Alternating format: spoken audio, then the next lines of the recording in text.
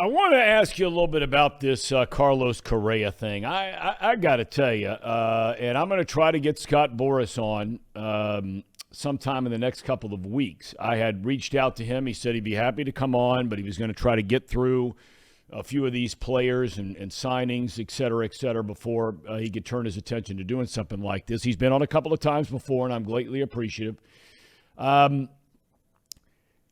What are your thoughts on this thing? I mean, 3 teams, 2 different agreements. First the Giants, then the Mets. The Twins were in the thing from the beginning and then faded off to the big money, large market franchises. And now all of a sudden he's going back to Minnesota.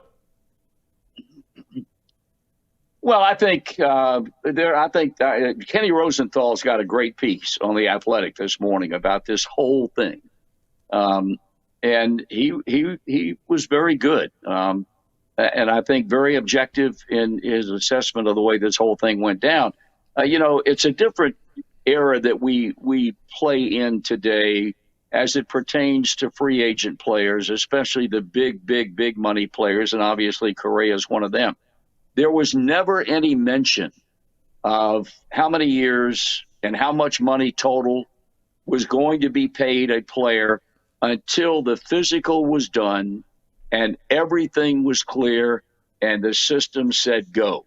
Now, I don't know who's at fault, whether it's, in this case, Scott Boras, or whether it's the ball club, or whether somebody leaks a story to an important baseball writer like a Rosenthal or a John Heyman or a Jeff Passan or somebody like that. And then the information gets out. This thing here was chaotic as far as I was concerned. The guy had a leg injury that required a plate put in it back in 2014.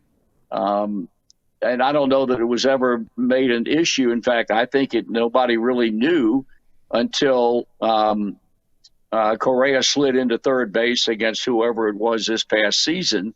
And for whatever the reason, he felt compelled to announce that he had this plate put in back in 2014. And all of a sudden now this whole thing takes on a different look.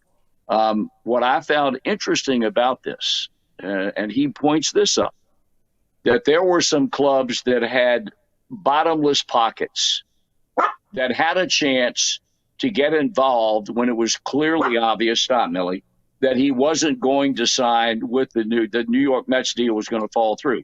The LA Dodgers, first and foremost, they are in bad need of a shortstop.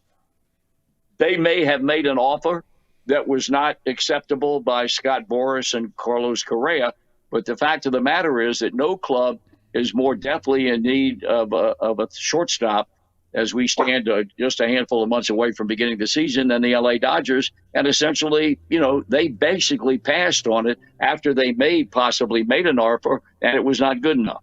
So I'm just surprised today that people can't keep their damn mouths shut about how much money a guy's being offered over how many years until everything, you dot every I and cross every T and put a period at the end of every sentence, and it's a done deal.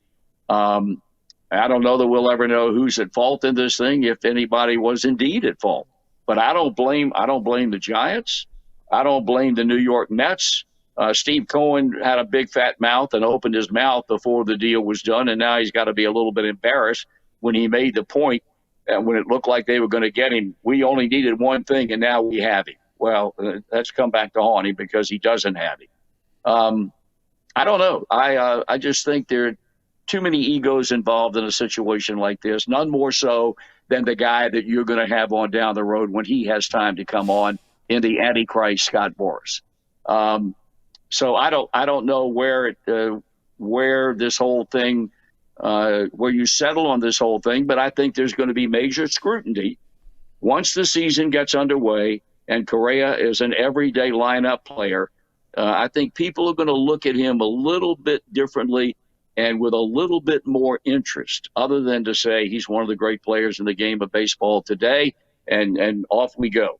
I think they're going to look at him day by day by day, and every injury will take on a different look.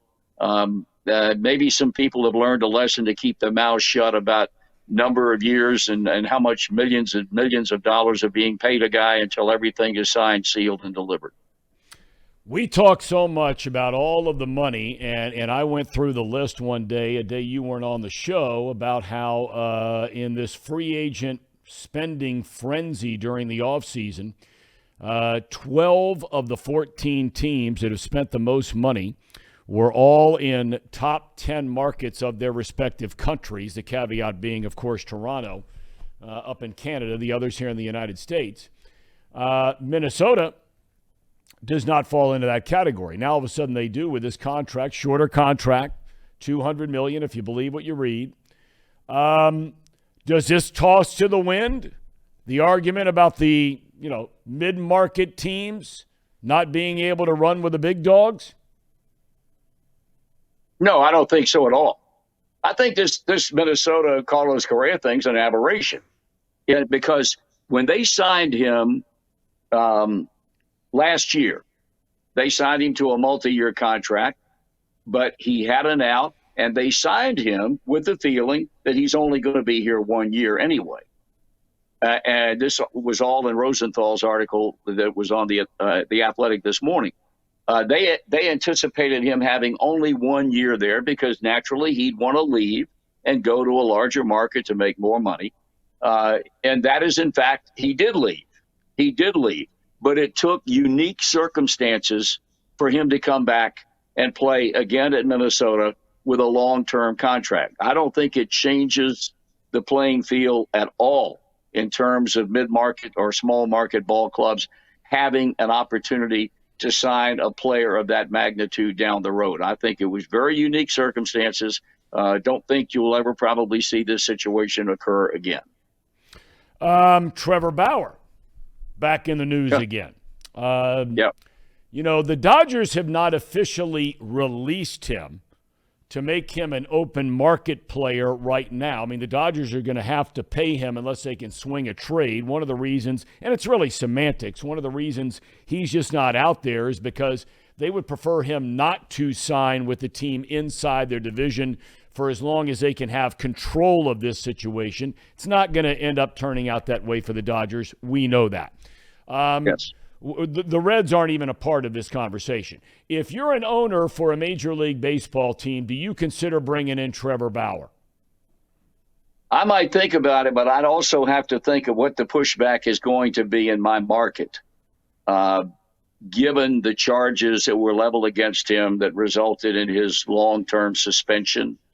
Not as long as it would have been had the arbitrator not shortened it, but the fact of the matter was, it was the longest it's ever been imposed upon a player for whatever the reason. The first name that came up was the San Diego Padres, in the same division, trying to get good enough to beat the Dodgers out and win the Western Division. But I would have to be very careful if I were an owner of a ball club and have to look at that situation and realistically come to grips with the expectation that I'm going to get a lot of heat from our female fans, from a lot of male fans. I just think that you better be ready to get some serious criticism if you go out and sign this guy. And obviously he wants to still pitch, and I don't think there's any question that he can still pitch effectively. That season, shortened season though it was, that he had with the Reds that produced the Cy Young Award for him, the guy was just lights out. He was clearly better than any pitcher in this league. But I don't know. I would have a hard time